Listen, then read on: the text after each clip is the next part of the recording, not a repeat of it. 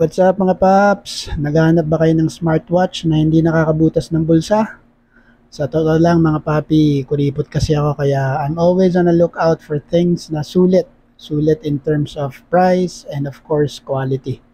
And since naghahanap tayo ng watch na pwedeng mag-record ng daily workout activities natin, and since ang phone natin is Infinix, bakit hindi natin subukan tong Infinix XW2 na smartwatch, and let's see kung pwede natin siyang i-recommend as a cheap alternative versus those expensive smartwatches. Kaya tara, samahan niyo ako.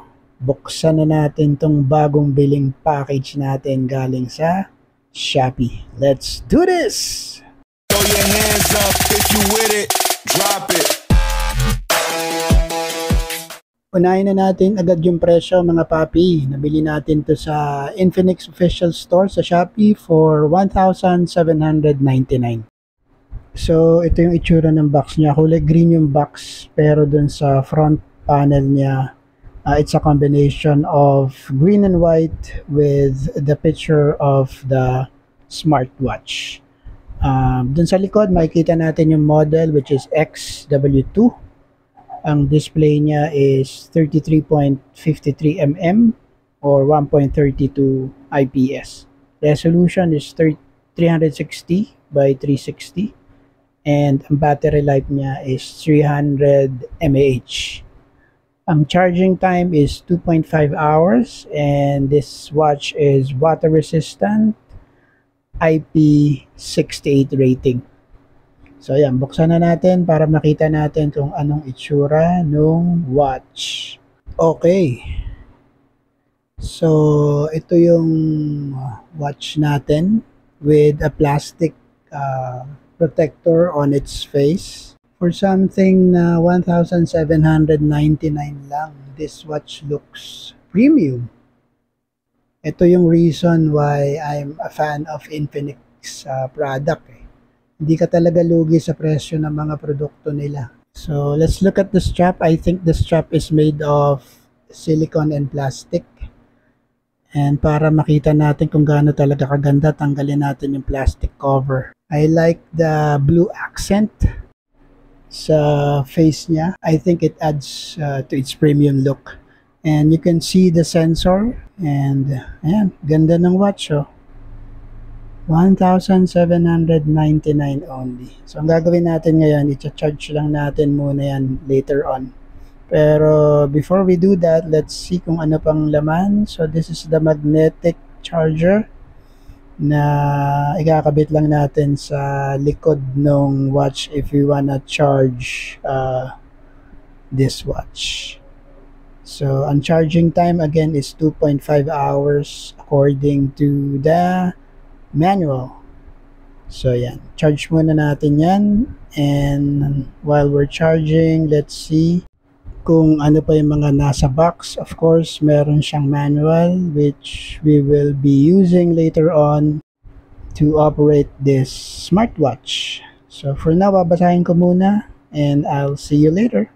At habang nagbabasa nga tayo, isaksak muna natin tong phone para ma-charge, and after around 10 minutes, let's see, 18%.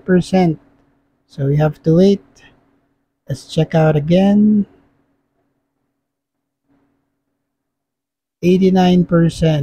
So, atat ako kaya check ako ng check. Now it's 99%. So, suit na natin. Ayan yung itsura ng watch sa kamay ko. And if you turn it on, ayan yung itsura ng face niya. So, nababago yan. Later on, papakita ko sa iyo. Ito yung mga function. Merong phone, exercise function, heart rate. So, ayan. Basic. Lahat naman ng smartphone may ganyan.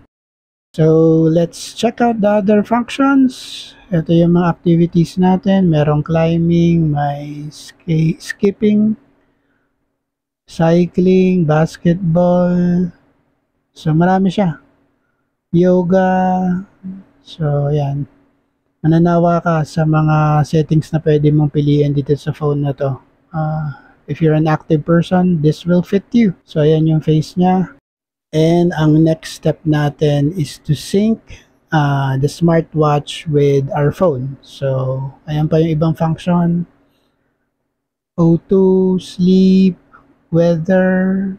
So, ayan. So, sync muna natin tong smartwatch dito sa phone natin para mas okay. So, ang ginamit nating app na pang sync dito sa watch is yung native Infinix app na My Health. So, yan. So, ayan. May Infinix logo pa, branding dun sa buckle nung strap niya. So, yan. Tingnan natin kung mapapalitan natin yung face. Just press it for 3 seconds and then let's see kung ano yung tsura ng face na to by tapping. O, ayan. Meron pa bang ibang face? Let's see. Yan. Mukhang okay itong face na to. Long press ulit. Let's see if we can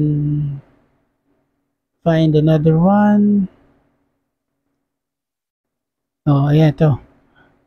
Analog. Okay din 1.7 lang yan mga papi. Alright. Anyway, that's it. That's the Infinix Watch GT Pro WX2.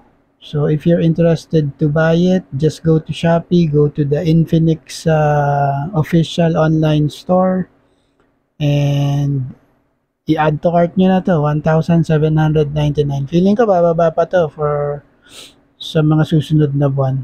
Pero for now, if you wanna purchase it, excited na kayo, you will have to shed out 1,799 pesos. Anyway, thanks for watching the video. And pasensya na mga papi kung medyo sumisinghot-singhot tayo kasi sinisipon tayo. Okay? So again, thanks for watching. Till the next video. Peace!